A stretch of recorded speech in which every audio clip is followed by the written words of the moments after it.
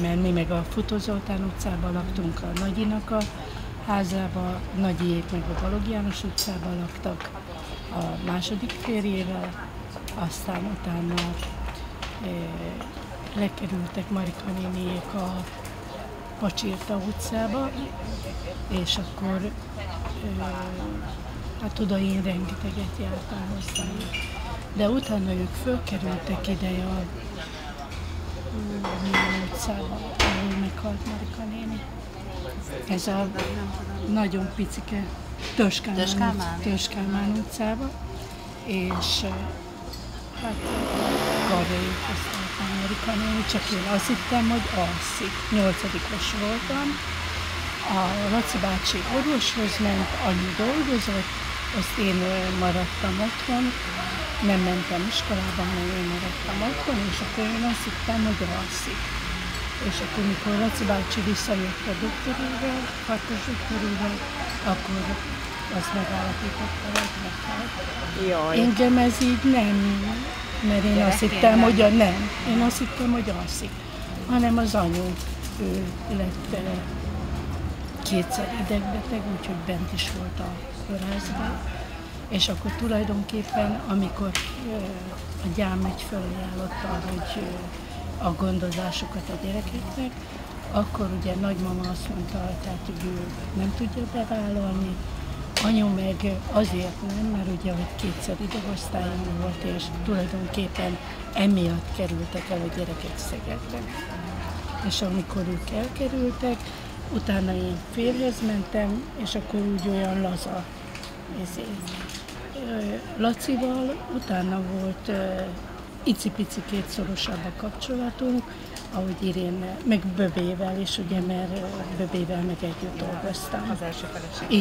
Igen, meg ugye a Böbe az az Ildikónak a... Aha, igen. Okay. Ildike, Érivel nagyon sokat is volt nálunk Ildike, meg együtt jártunk mindenhova Böbével. Ő is elváltott, én is elváltottam, azt mindenhova együtt mentünk, a Balatoni nyaralástól kezdve, fóliázásig mindent együtt csináltunk.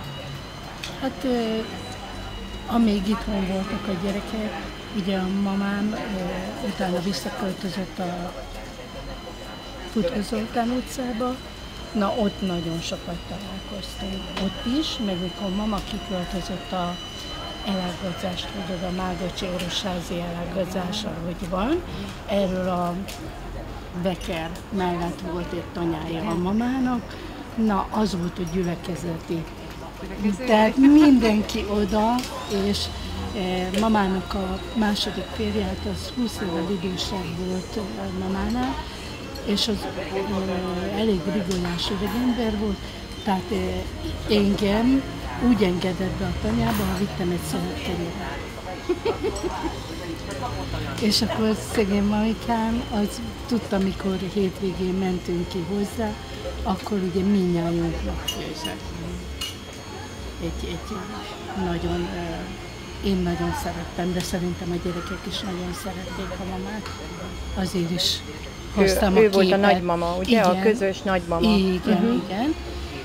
És hát Marika néni, a gyerekeknek az anyukája, hát az egy anyatigris volt, a szószoros értelemben, mert az tűzbe ment volna a gyerekekkel, hogyha arról lett volna szó. És Laci bácsi, az is, hát az inkább az engedékenyebb volt, az Marika néni volt az, aki... Ráhagyott mindent a gyerekeknek? Igen. Hát aztán mikor Miki is ráhagy mindent a gyerekekre. Azért mondom, hogy... Igen. hogy én... És ugrik nekik, mindent megcsinál. Én is úgy kényezteti őket, felnőtt korukra is. Miről meséljek még? Hát tulajdonképpen az a szegedi éveikről én nem tudok semmit, annyit tudok, hogy ott mindegyik szakmát tanult. Igen, a Miki valami kertészetet tanult, botanikát vagy ilyesmit. Igen. Ahhoz képest tetőfedőként élt meg Amerikában mind a mai napig. Igen.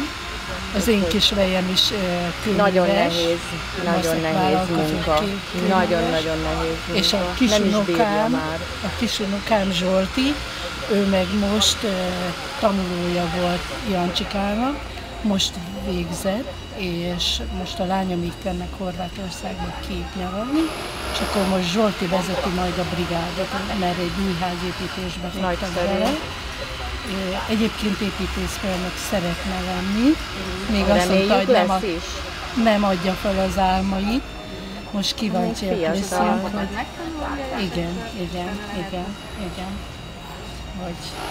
Hogy fog majd neki alakulni. És a többi unokatestvérről tudsz-e valamit? Vagy van-e egyáltalán? Katica néninek tehát a legidősebb lánytestvérnek, mert van a Katica, a Marika néni volt, meg anyukám, a Rozália.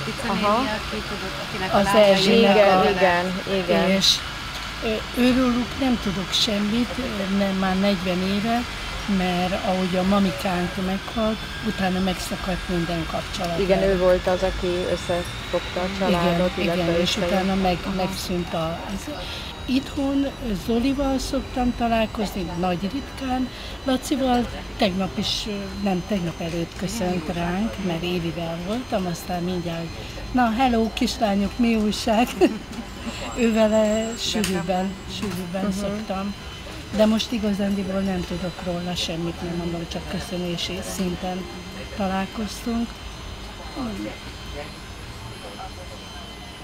Ennyit. Aha, jó.